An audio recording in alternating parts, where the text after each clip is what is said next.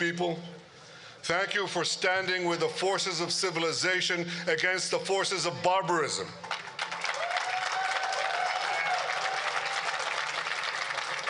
I say barbarism because anti-Semitism is a disease carried by barbarians that threaten all civilized societies.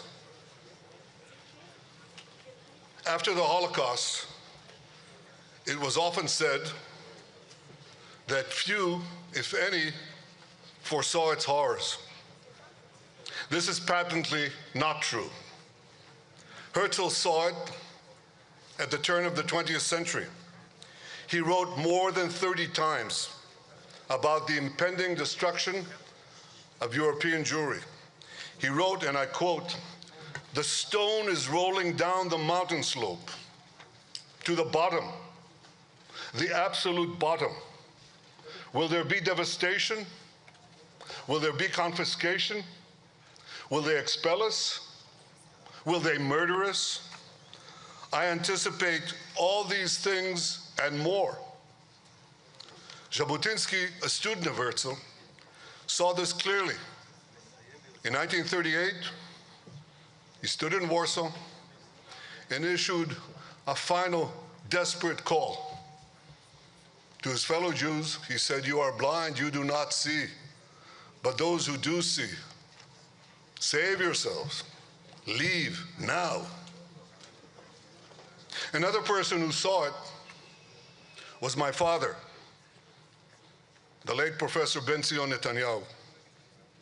He issued his own prescient warning 5 years earlier, in 1933, with the rise of Hitler. He was 23 years old, and he wrote what appears, in hindsight, to be an astonishing prophecy. I quote, "Racial anti-Semitism is inciting a global war against the existence of the Jews as a race that poisons human society. If racial anti-Semitism spreads, it will not only endanger Jewish rights, but the existence of Jewish people everywhere. In the face of the Holocaust facing the Jewish people, the Holocaust, my goal is to repeatedly remind the entire world what Germany is inculcating to its own sons. We can only crush racial anti-Semitism if we prove that German racism is not directed at Jews alone.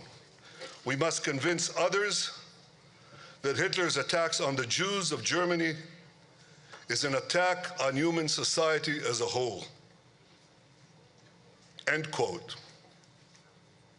Perhaps the history of the 20th century and the fate of multitudes, including 6 million Jews, would have been different if more had paid heed to such warnings at the time. Today we issue a similar warning. The fate of free societies is tied to their willingness to fight the scourge of anti-Semitism. For anti-Semitism legitimizes and unleashes wanton violence against a part of human society just because of the identity of its members. Not because of anything they do, but because of who they are. And once this principle is practiced on one group, it has no limits. 80 years ago, this deadly virus destroyed a third of the Jewish people. Its virulent mutations under the Nazis claimed the lives of millions more until it was stamped out by unrelenting Allied military force. Now this hatred has reemerged. It has reemerged through its radical Islamist carriers in Yemen, Iran, Lebanon, Gaza, and elsewhere.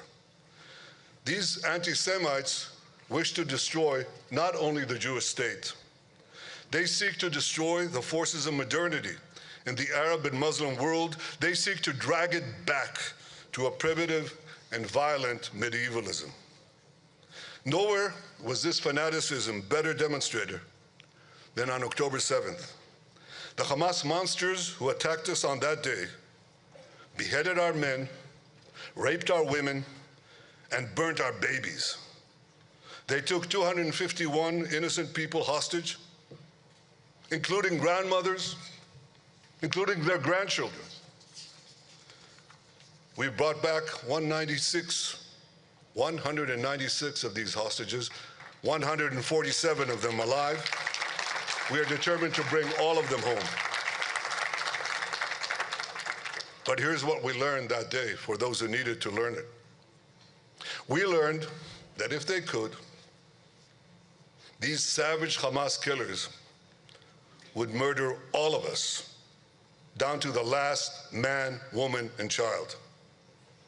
And this hatred, as Chancellor Scholz of Germany told me, he said, they're not different from the Nazis.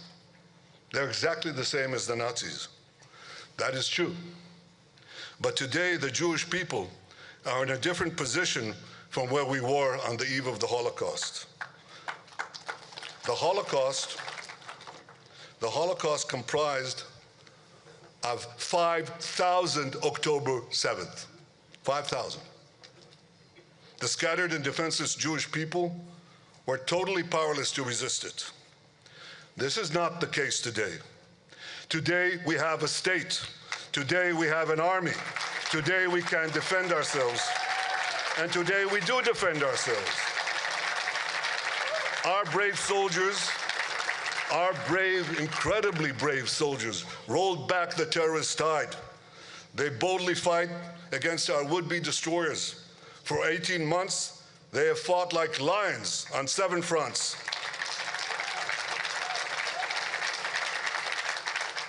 On October 7th, we were surprised. We had a terrible, terrible massacre. And many believed that Israel was on the verge of extinction. Nasrallah put it very clearly. He said the Jewish state, the Jewish army, that's no more than a spider's web, and it could be easily swept aside. Well, a year and a half later, Nasrallah is gone, Haniya is gone, Sinwar is gone, Def is gone, and Assad is gone. We have battered Hamas. We have brought Hezbollah to its knees. We destroyed the remnants of Syria's army. We hit the Houthis with the great help of our American allies. And we exposed Iran's vulnerability.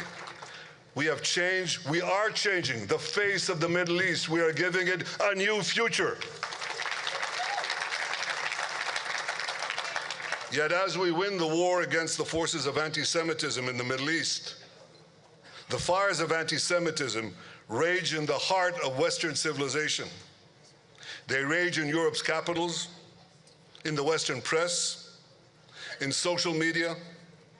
They rage in America's elite universities. I went to one of them. I can't believe that in Boston, in Cambridge, in MIT, where I went to school, in nearby Harvard, in Columbia in New York, and elsewhere, people are demonstrating with passion. These ignorant demonstrators. Who are they demonstrating for? For these murderers, these rapists, these mass killers. This is a reflection of a deep rot that has pervaded the intellectual hub of free societies. And this vilification of Israel, the Jewish people, and Western values has been propagated by a systemic alliance between the ultra-progressive left and radical Islam. It must be resolutely fought by civilized societies to safeguard their future. This is why we must all commend President Trump's decisive actions against anti-Semitism, and we must pressure other governments to do the same. I know that you share this resolve to fight anti-Semitism. That's why you're here. That's why I salute your coming here to Jerusalem, to express your refusal to cower before anti-Semitism. Now you have come from many lands. I welcome all those from across the political spectrum, be they from the left or from the right, who realize that anti-Semitism is intrinsically evil and that it threatens their own future. I salute you for coming to Jerusalem. And as for the Jewish people, well, many wonder why anti-Semitism has persisted from the Middle Ages down to modern times. The answer to this is complex, but it has two powerful and prominent elements. Throughout the course of their wanderings, the Jewish people suffered from a deadly duality. They were prominent, but they were also weak. And this deadly duality invited envy and aggression with horrendous consequences down the ages. The nations of the world have long been habituated to regard the Jew as a helpless victim, totally powerless before plunder, pillage, and pogrom. Well, you know from your own lives and from the lives of nations, old habits die hard. Sometimes it takes more than a generation to effect a change of perception. Our tormentors are now undergoing a change of perception. They realize a simple truth. We are no longer powerless. We are no longer weak. As Herzl predicted in 1896, the Maccabees, he said, the Maccabees will rise again. The Jews who wish for a state will have it. We shall live at last as free men on our own soil. The world will be freed by our liberty, enriched by our wealth, magnified by our greatness.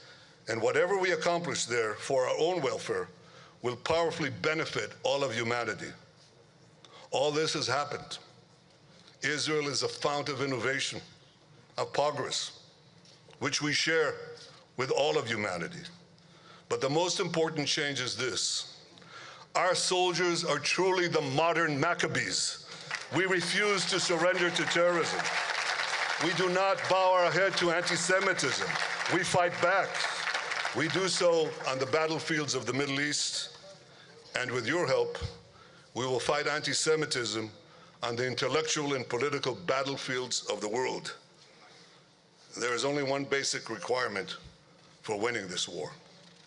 I was recently in Washington, where I met President Trump, but I took time to meet 50 Jewish students, the leaders of tomorrow.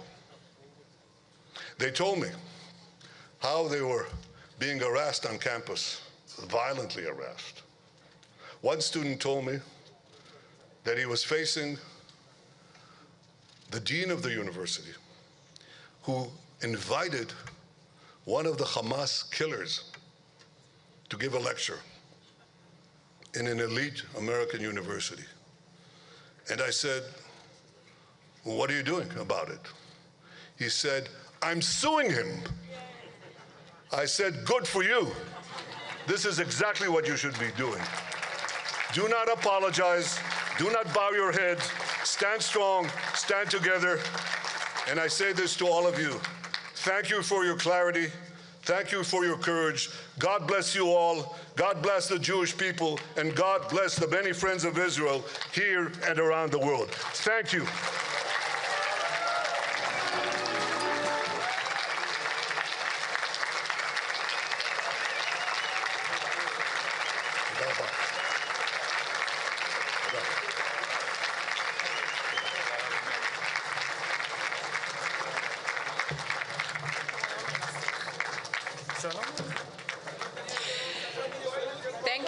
Thank you so much for honoring us, Prime Minister Netanyahu.